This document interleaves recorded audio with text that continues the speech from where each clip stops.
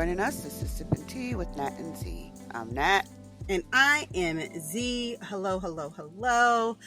We have a very heavy topic today. It's about trauma. And so we're not going to do a lot of our usual teas and hot tea and all of that because it's such a heavy topic. But you know us, even though it's a heavy topic, I'm pretty sure we're going to have some very uh we're going to have some moments where we're probably going to break out into laughter. So just know that. As she says that, I almost laugh and spit out my juice. Yes. I, you know, how can I put this? Just as a fair warning, you may hear me cough a little bit because I recently got COVID. I I was able to make it basically almost 3 years. I was almost there. Almost. It was You a were badge of so honor. close. I was so close. So It was close. literally a badge of honor that I did not have COVID. Like, I was like, all these people getting it. I knew people that had it 2 times. My sister had just gotten it again for the second time. Oh So my I goodness. was just like, wow, I have been untouched. And like, people were just getting it back to back to back. And my daughter recently is in a new school. And literally, this school was like a cesspool of germs. Not a cesspool. Aren't all Yes. schools cesspools of germs? Well, no, this one was like Exceptional. yes. And I have to let's preface this by saying we she was in a daycare before, a learning center. She's in pre-K 4 now. And a friend of ours Tisha had to point it out to me that she was in a daycare, which means they care for your child. She's now in school, which means it's like Lord of the Flies, Hunger Games, like the strongest will survive. The strongest will survive. And it's very Apparently your daughter was tribute. Yes, it's a very eye-opening experience because I'm so used to them being very, like, I would come pick Charlie up, her mask would still be on. Like, they were very communicative about, like, illnesses. And so, like, through the pandemic, there were times where, yes, the classroom would close, but I was appreciative of that because I didn't want COVID. I didn't want Charlie to have COVID. There were some parents who took issue with that, but I felt like that's their issue, not my issue. So this school is like, we can't force them to wear masks because the state of Maryland says no. And I'm thinking to myself, like, but you have school policy because the daycare is run by, the daycare is run by, is mandated by the state. So why could they enforce a mask, but this Catholic school cannot? And the kids, nobody wears a mask. It's literally like Lord of the Flies, Hunger Games. And so I go pick up Charlie and she's never has her mask on. And I'm like, why is your mask not on? And she's like, oh, I forgot it. Oh, it got wet. Oh, I got spaghetti. Yeah, I got spaghetti on it. Like, there's always an excuse. So, and she's 4, so clearly it's not gonna happen. So anyway, so I got it. And I will tell you, having COVID, I don't care what y'all think. I've had the vaccine and I got boosted. I should have gotten boosted again and I didn't. I got boosted in November. I'm going to get boosted again. Right. So it's almost been a year since I had a boost and I should have been more diligent about it. It doesn't matter because I got it. And I'm telling you all, if you have not gotten it, this shit is serious. Like, I was like, I'm done. Like, I was sitting here saying, if I had got the OG version of this shit, I probably would have died.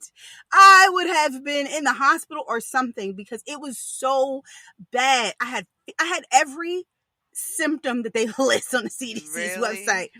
I'm telling you, I had the fevers. I had the chills. I had nausea and vomiting. I had the fatigue. I lost my sense of taste and smell for like 2 days. The congestion. I had it all. Thankfully, Charlie did not it ran through her. It was like she got sick, she got a fever, the next day she was fine. With us, it took us down. You hear me? Down. Down, down.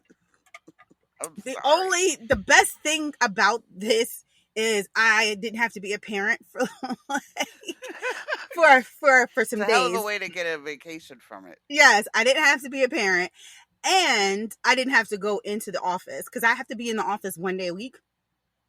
And they had me out. They said I didn't have to be. It was like 10 days, and the 10th day was the day after I was scheduled to be in the office, my in office day. So got a little reprieve from the hustle and bustle of getting into the office. But it is real. Please continue to wear your mask, wash your hands, do whatever you need to do. And now, oh, the other thing is, y'all can say what y'all want about the CDC and their doctors. They had this thing down to a science. The way that they tell you 5 days quarantine, 10 days out, you probably will be fine. On literally I tested myself day 10, I was still positive. I tested myself day 11, I was negative. They have it down to the day, okay? So science is real, okay? It is real.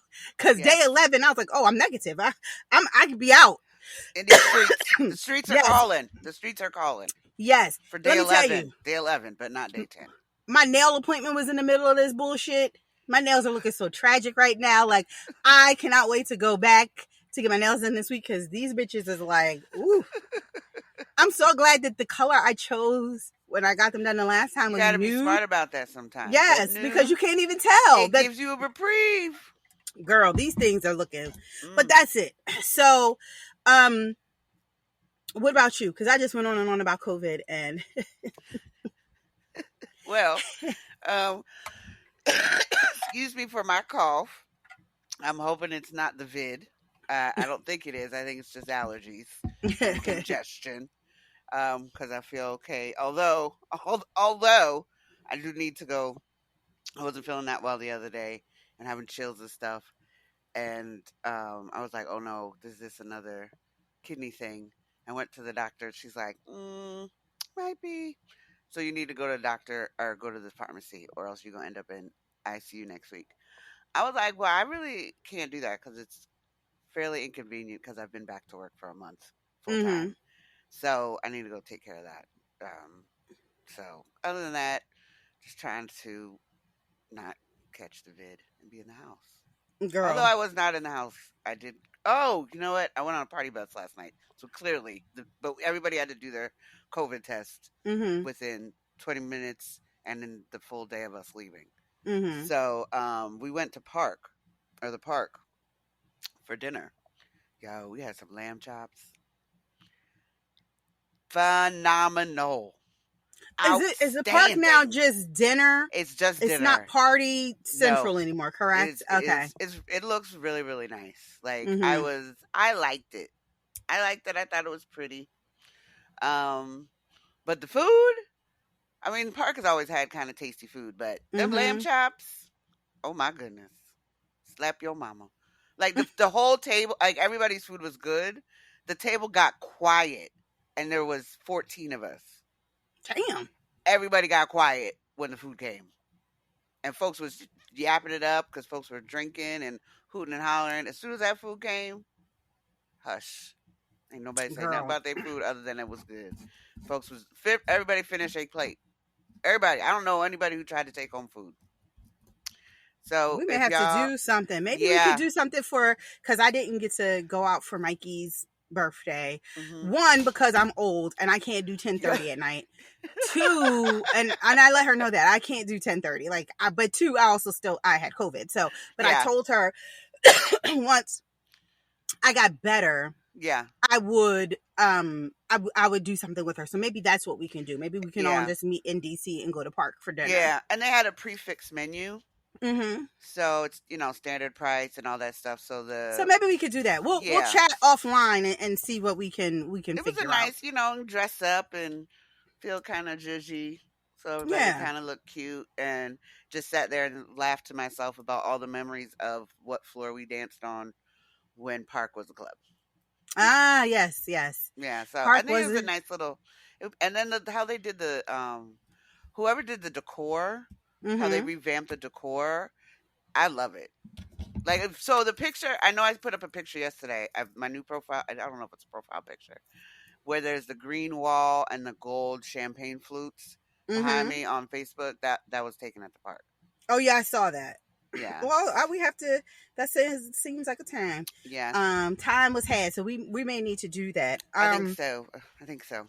Maybe Okay, we'll do that for we both can our get into birthdays. that. Yeah, we could get into Hmm. that. Okay, so quickly, I do have just a couple things. Hmm. One, we finally were better enough, felt well enough to go to a concert this weekend. This is Hmm. kind of hot tea.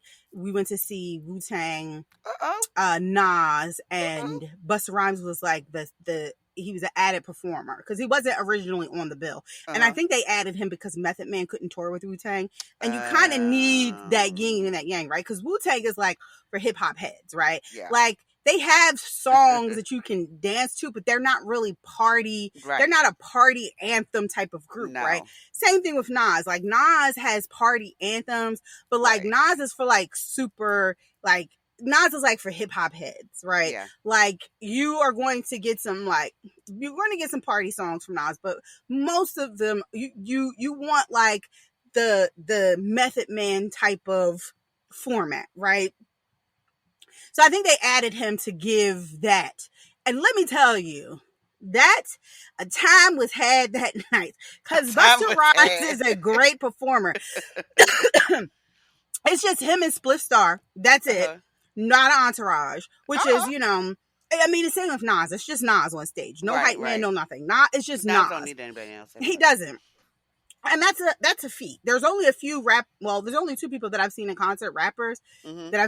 three. I take that back. Three rappers that I've seen in concert that did not need a hype man.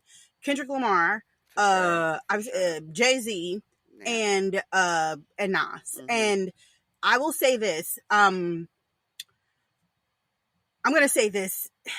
Whoever does the sound for Jay-Z needs to, I don't know if he pays for this. I don't know. But Jay-Z's sound is impeccable. The quality of his, like, you can hear every word, every cadence. Nas's quality is good too. But I feel like Wu-Tang, I couldn't really always hear everything that they were saying. And I don't know if it's like the quality of the mics, whatever.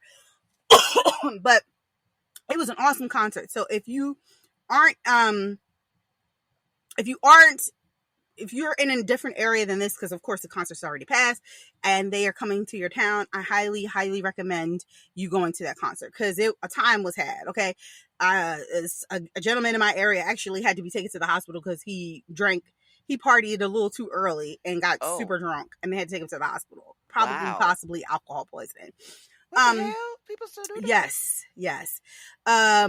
So that's the first thing. The second thing is, I need to just make this very quickly. A rapper, most of you don't know. I only slightly heard about him just through songs on the radio. He's a Philly rapper. I think his name is PNB Yeah. Rock. Okay. Mm-hmm. He died. He was murdered recently. And I'm not talking about his death specifically. The thing I want to address is this. People are trying to blame his girlfriend because she posted their location. They went to Roscoe's and she took a picture of the food and posted it in her IG stories. And then moments later he was shot and gunned down. So people were blaming her. She should have never posted where their location, da da da da da. But come to find out, he had also previously posted Mm-hmm. where he was. He was. And I just want to get away from this narrative of blaming the victim or the victim Yeah. adjacent, because you should be able to post wherever you are without the fear of being murdered. Right. I mean, Without that's the a basic fear. fundamental.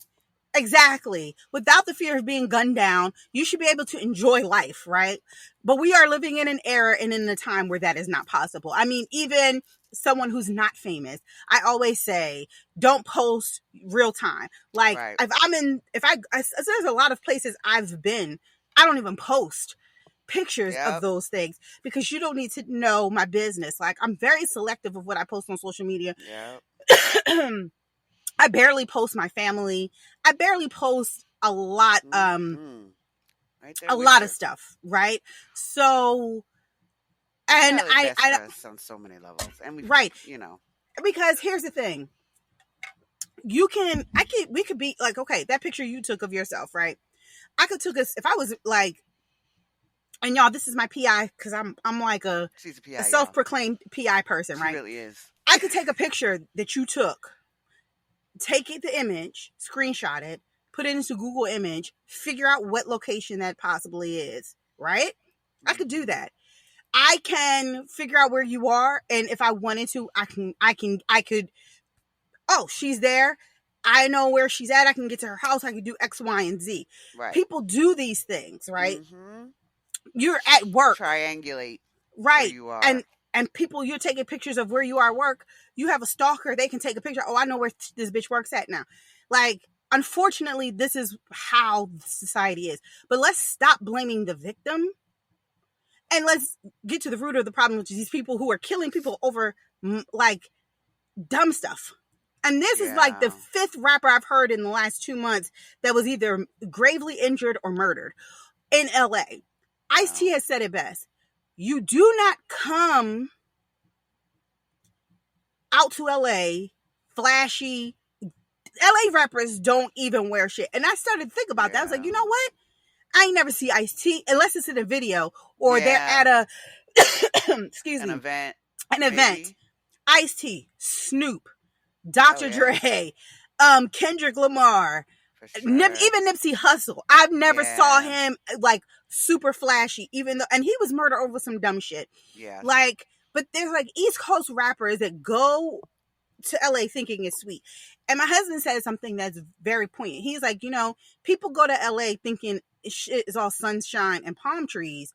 And you'll go into a neighborhood that's very quiet thinking, oh, this is a good neighborhood. And it's like one of the worst gang infested neighborhoods ever. Wow, you just have to be mindful of your surroundings, unfortunately. Yes. And I just want us to acknowledge the fact that there are people out here. LA is out of control right now.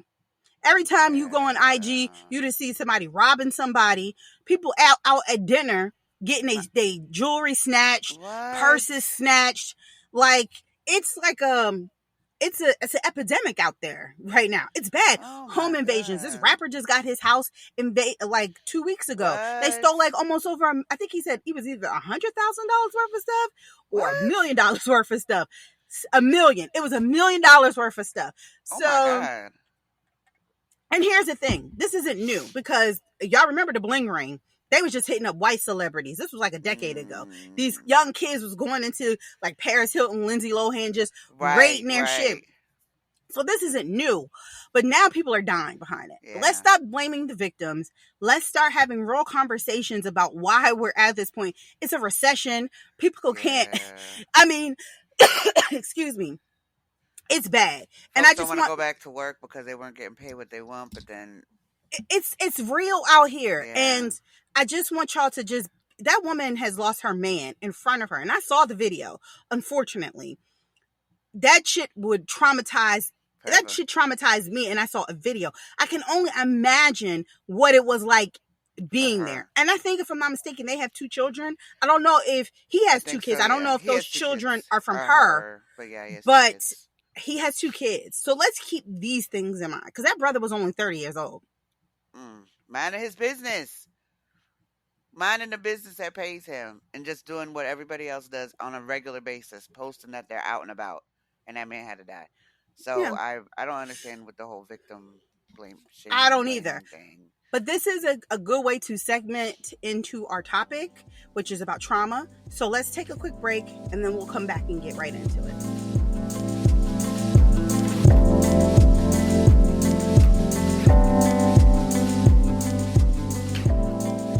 We are back. So, as we said earlier, today's topic is about trauma.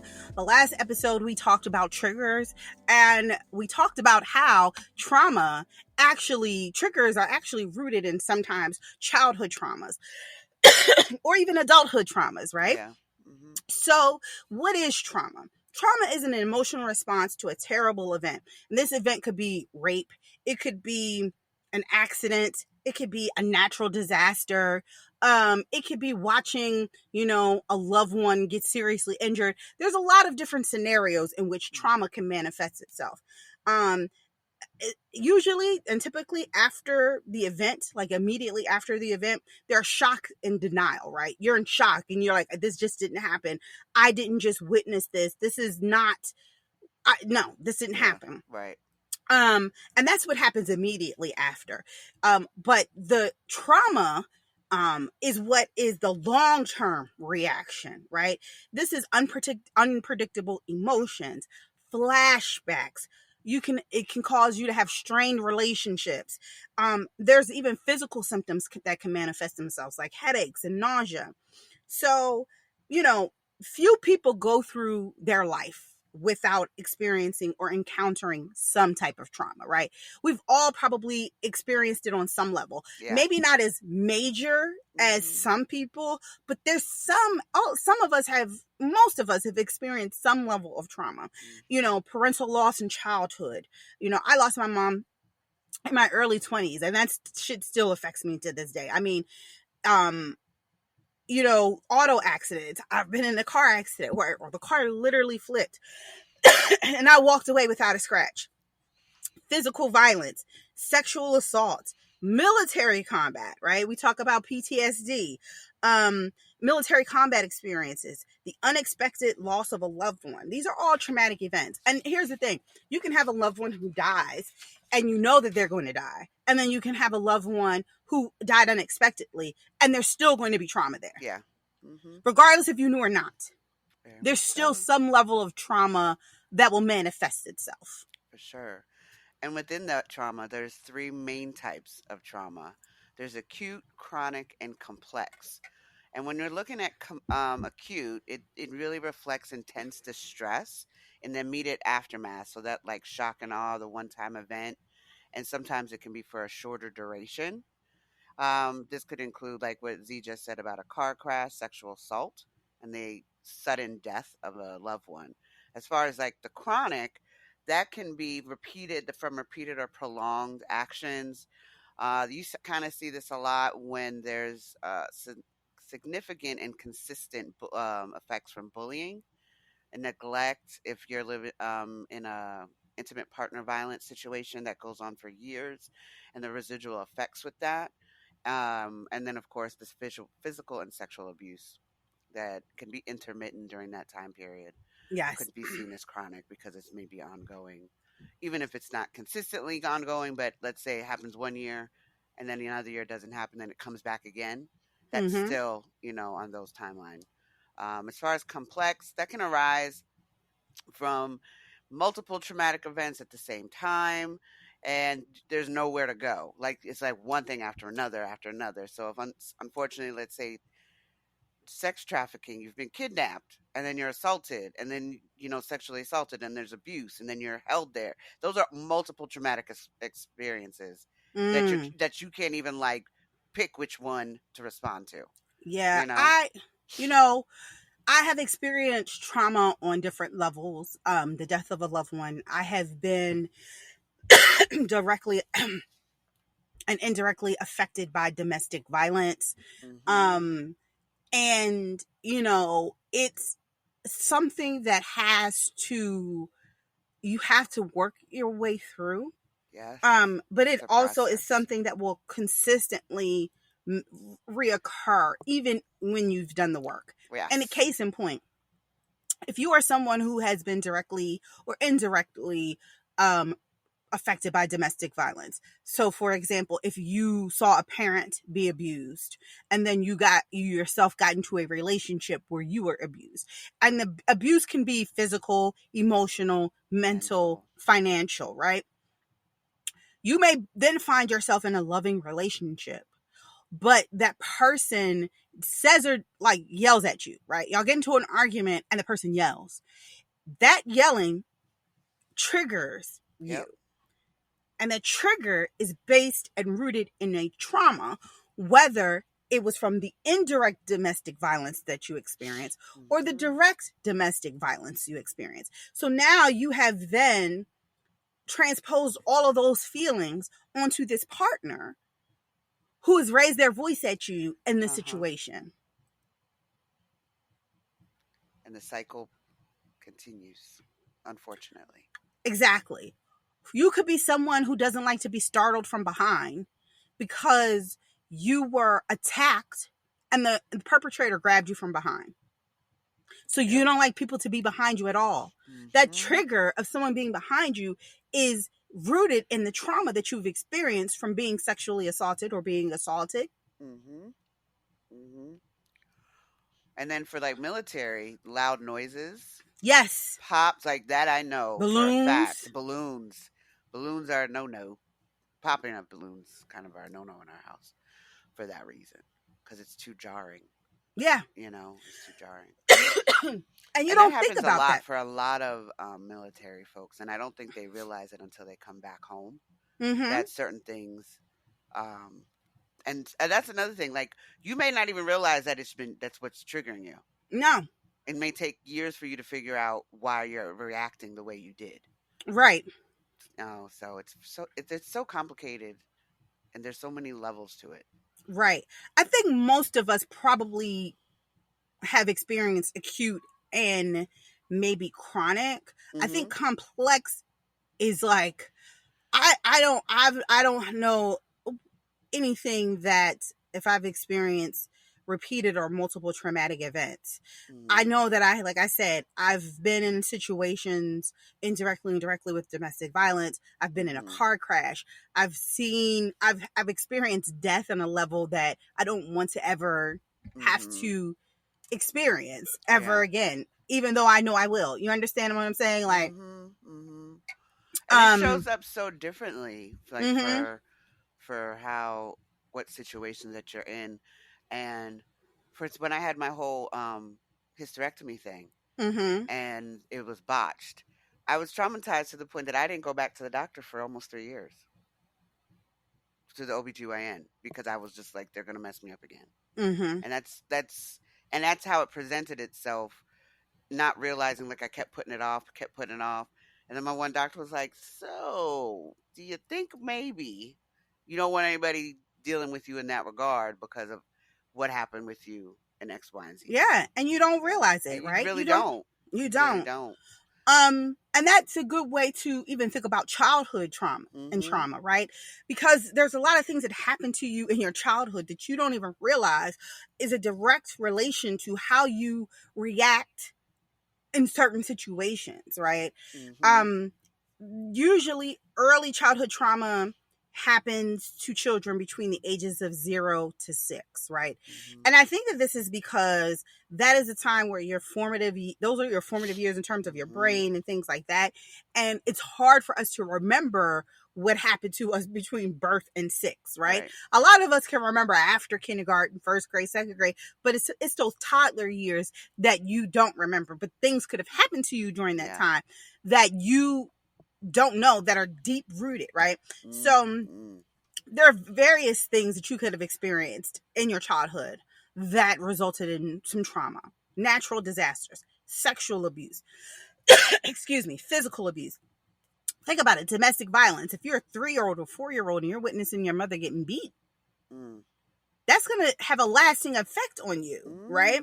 Medical injury, illness, or procedures. My life. I follow this woman on Instagram, and she just found out her daughter has a brain tumor, and her whole left side is very weak. Yeah. And so they're trying to figure out the treatment. And I'm thinking to myself, this little girl is 3 years old. There's going to have some trauma rooted into that. You don't think it, but there will be some trauma that's going to be associated with that. Community violence. If you live in like these areas that are just prone to consistent chronic violence, that is going to have a traumatic effect on you.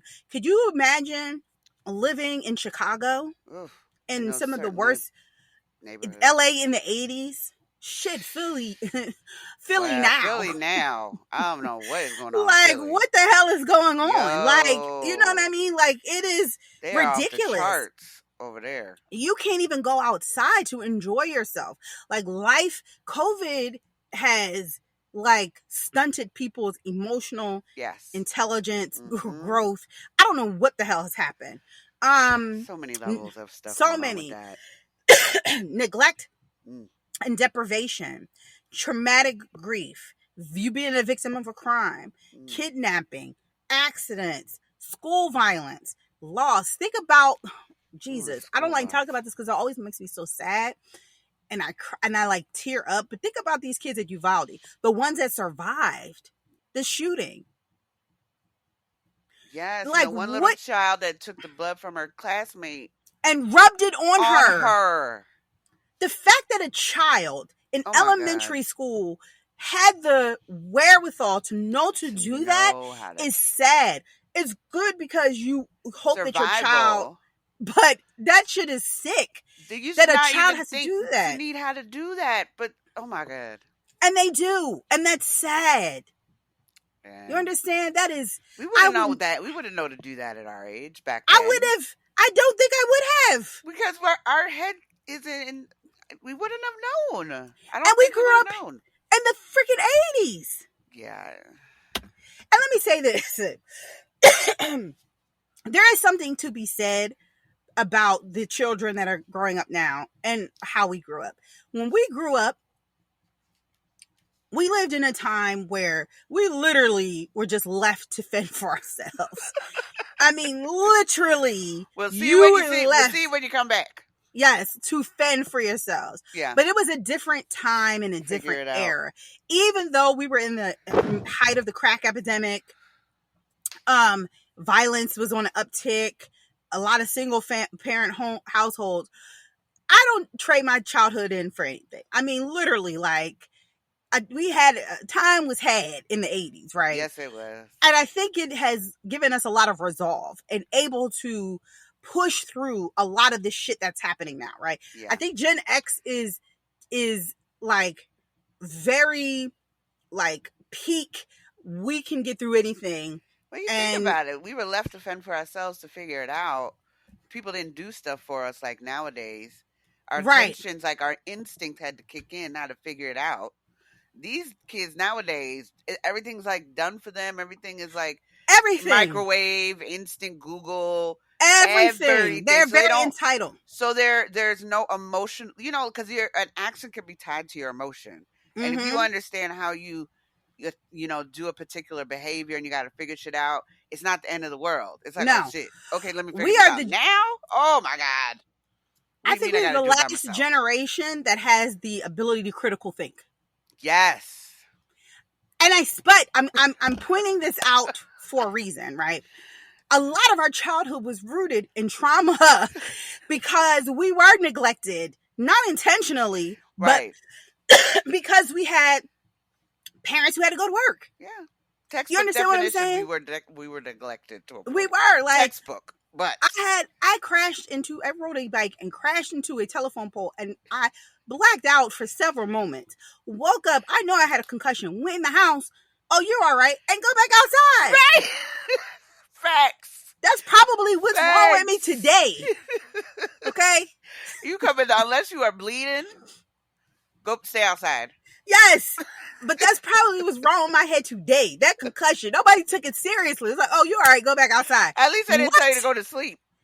No, like what? I just hit. Do you understand what just happened?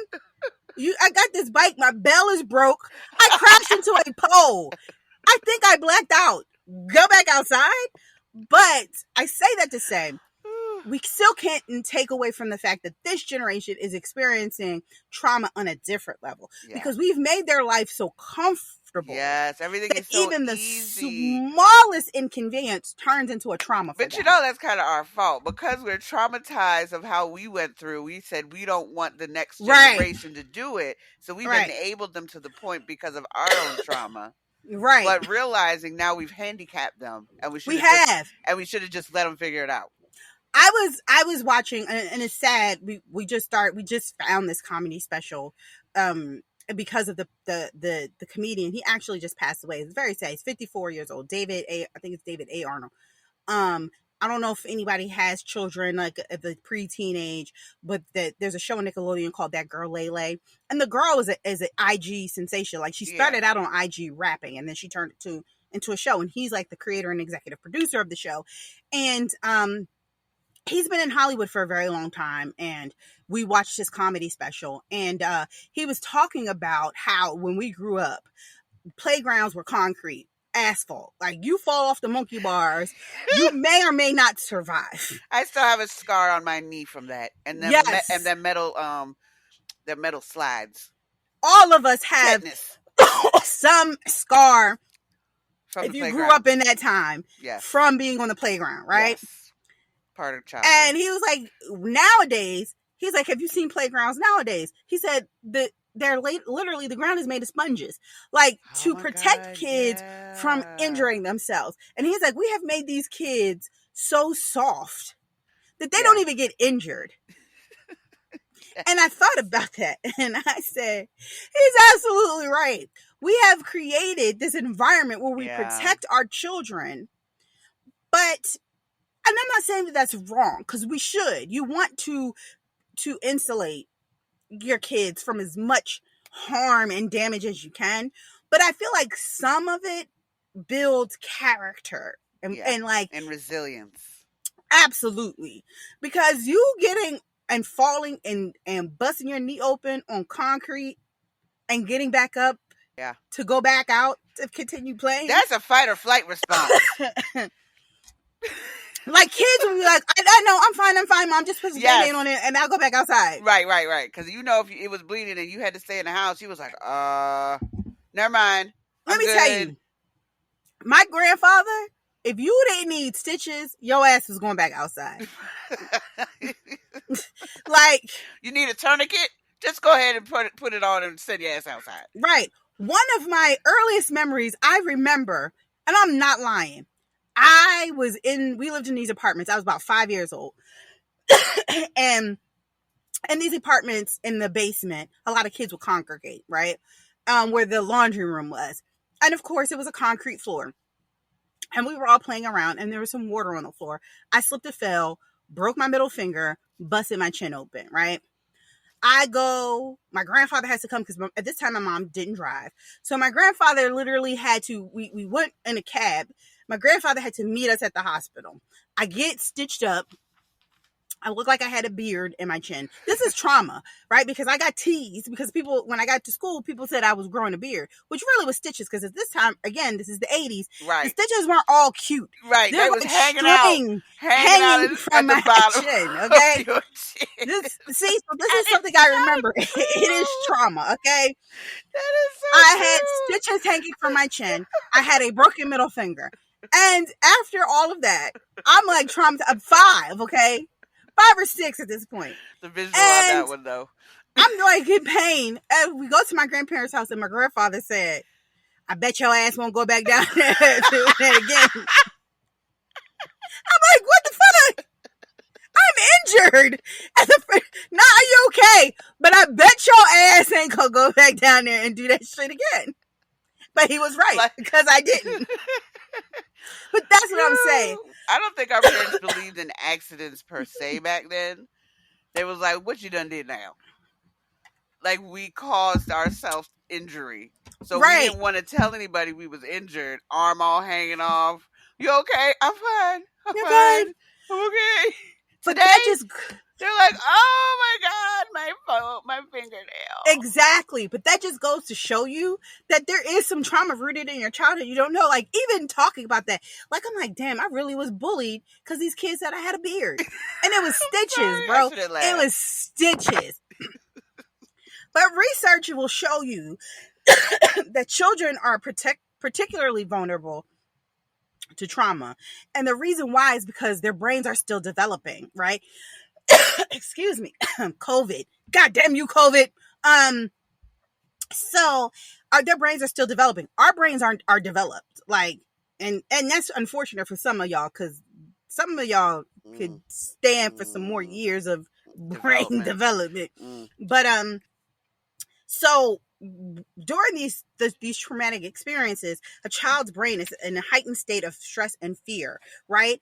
And so it has this overarching effect that then lasts for decades and decades and decades. And then it can have a significant impact on their future behavior. So sometimes you see these kids acting out. It's really not them just being bad. There's some trauma associated with that.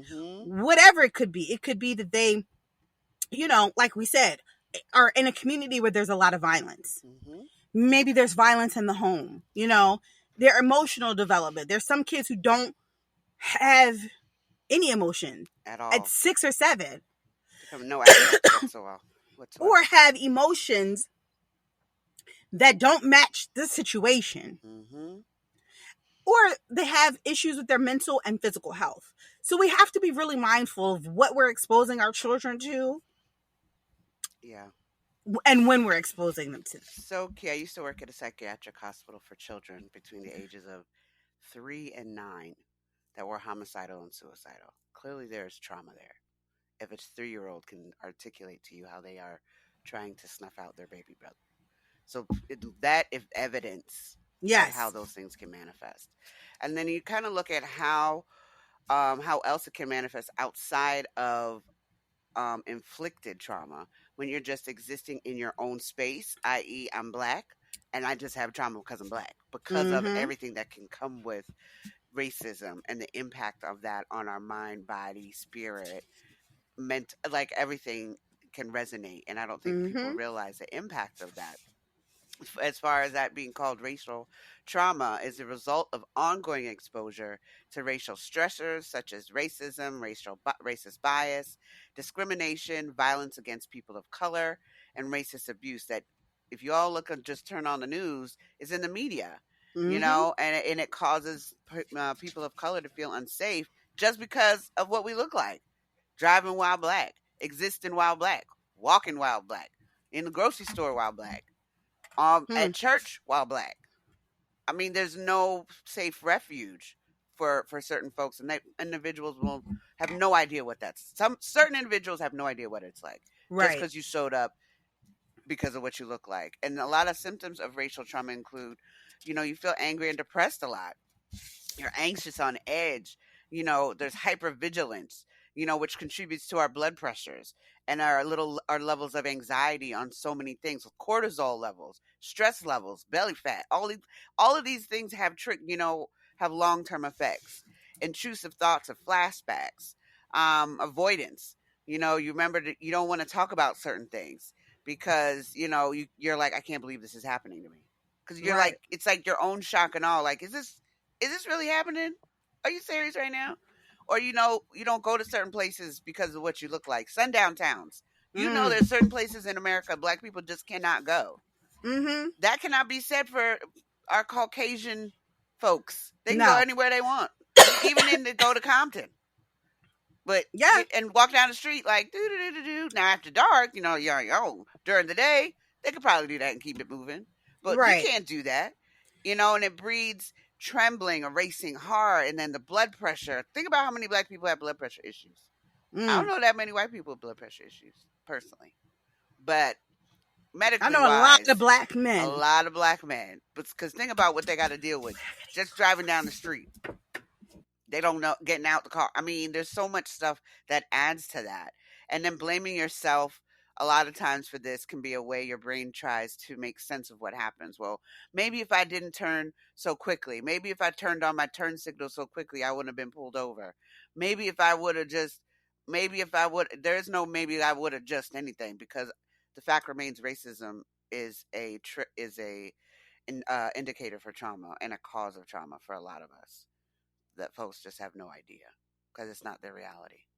Yeah, when we talk about these things, I was thinking about every time I go to Virginia, I tell my husband I don't like Virginia.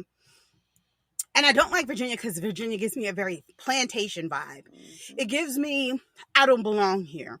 And I wonder how many of that is like deeply rooted in slavery and oppression and excuse me, the things that our ancestors went through that have now just become a part of our DNA and our fabric. Like, I just don't like Virginia at all. And so when I start thinking about that, I think about the overall effects of trauma, like the physical effects. Like you may feel like you're paralyzed or unable to move, or you get the fight or flight reflexes. Trying to please someone like who's trying to harm you, like the fawn effect. Um, or when we're talking about mental, like flashbacks and panic attacks. There are people who have panic attacks that don't realize their panic attacks are rooted into some type Yeah. of trauma, Yeah. sleep problems, hyperarousal, low self-esteem, grief, self-harm, suicidal feelings, alcohol and substance misuse, right? Mm. All of these are mental, excuse me, effects of, I'm about to say COVID, I mean, I effects think of so. Yes, trauma. I agree. Um, There's trauma. There's a bunch of articles now out about the traumatic effects of post COVID recovery. yeah. Well, this is some bullshit because you see, I'm in a coughing fit right now. Yeah. Um, but the effects of trauma can last for a long time. They can come and go. You may have experiencing some difficulty with day-to-day aspects of your life, like looking after yourself, right? Yeah. Are there people in your life right now that are looking a little disheveled, unkept? Um, sorry, I don't know if y'all hear that music in the background. I'm struggling over here, y'all. Yeah. Sorry.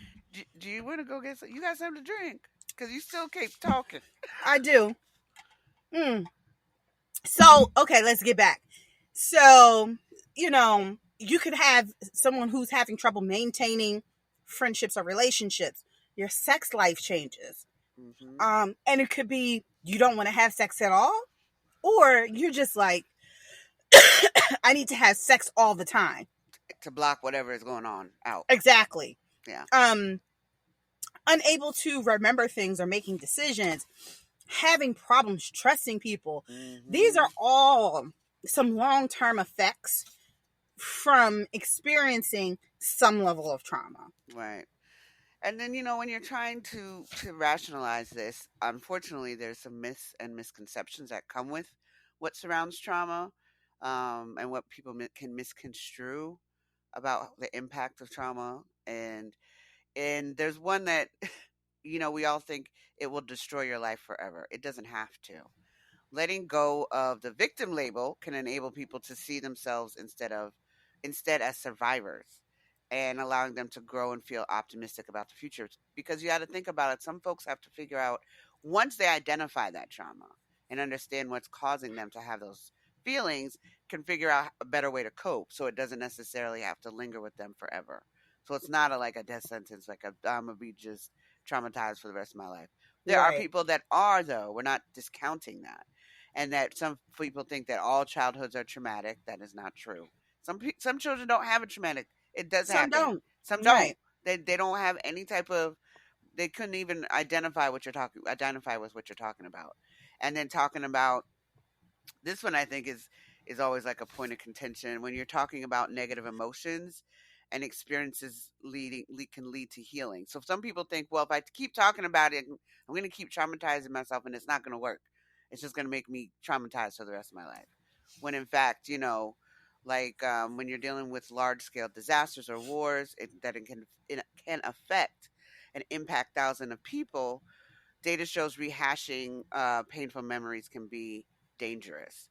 Now, it's kind of like split on that, because you have to talk about certain traumatic experiences to heal, and Mm-hmm. then there's when you keep reliving them. So that's a difference. If you keep reliving the trauma and then you don't try to figure out how to address it, and then you just stay in that cycle, then yeah, that can last much longer. But if Right. it's identified, and then you can kind of work through it to address and take steps to try to heal and address those challenges. Right, because you know when we're talking about dealing and healing with trauma, it is important to talk about it, but talking about it to the point in the context that you're talking about it to move to the healing. Right. If you're just re-victimizing yourself by just talking about it and not taking any further steps to Mm-hmm. kind of heal from that, then yes, that's going to be more damaging and become more dangerous. Right. Um, and it's going to take time. It's going to take time to recover your emotional equilibrium and rebuild your life when you're trying to come out of trauma. But there are some things that you can do that can help you and your loved ones cope with the emotional aftermath of trauma and find a way to move on. You can remember that there's no right or wrong way to feel. Everybody's going to react to trauma differently. So don't tell yourself, I should be thinking this way. I should be dealing with the grief this way. I should be doing this. Don't ignore your feelings because it's only going to slow recovery. Kind of avoid obsessively reliving the traumatic event. And that's what Natalie was talking about earlier. Like, doing that can present a dangerous situation for you. Reestablish some of your routines. This one is big. Jesus, COVID, you got me. Put oh, put major life decisions on hold. That's very important. A lot of people just try to just jump right back in there. Yes, reestablish routines, but slow walk it. Don't be like, okay, now I'm going to buy a home. Oh, hey, this just happened. Hey, let's just buy a house. Okay, Right. that's probably not the best decision. Exactly. Lean on your loved ones. One of the things we talk about a lot here on Sip and Tea, prioritize your self-care. And then be patient. Amen. Remember Hallelujah. that it's normal to have a strong reaction to a distressing event. Take things one day at a time as you recover.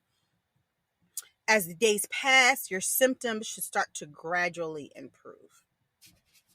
Now, if that does not happen and they don't gradually improve, then that may be the time to seek professional help, because not everyone requires treatment from traumatic stress. Some people have developed coping mechanisms where they recover in their own time, but that deals with, there's so many possible what ifs with that. But there are mental health professionals, and we're a big proponent of that on this show, such as psychologists that can help you find healthy ways to cope with their traumatic events. And then if it goes beyond that and you need to see a psychiatrist and be put on medication to help balance what's going on, because something chemically may be off with you and your ability to deal with this. And I can't stress this enough. I know a lot of times folks, they hear like, oh, I'm going to the head doctor, or I'm not going to talk to this person. I'm going to figure this out. I can tough it out. I'll figure it out. Sometimes your chemical makeup from that traumatic experience, the traumatic experience triggered a chemical reaction in your body where you cannot function, and you need something to supplement to balance you out.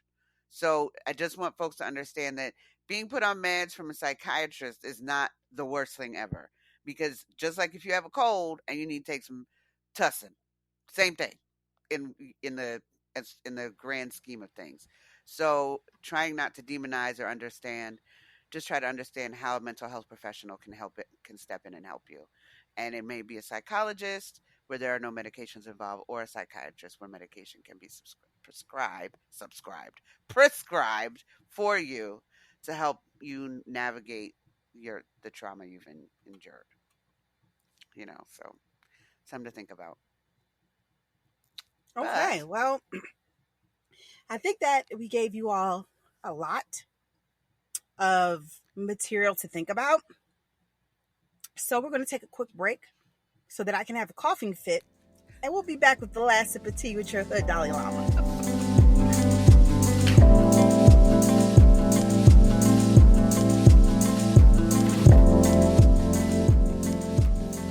And we're back.